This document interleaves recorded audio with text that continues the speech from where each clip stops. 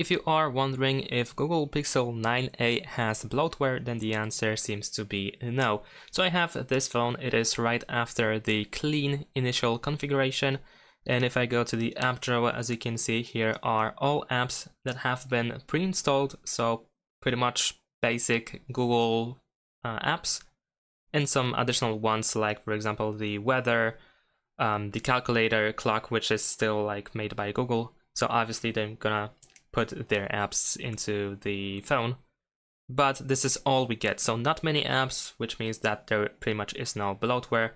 They don't really force you to, well, they actually kind of force you to use the Play Store. I mean, if you want to download apps, then you need to use Play Store, and in order to use Play Store, you need to sign in to a Google account. But I believe that every user on the internet already has Google account. So that's pretty much it. Thanks for watching, leave a like and subscribe to my channel, and see you in my next videos. Bye!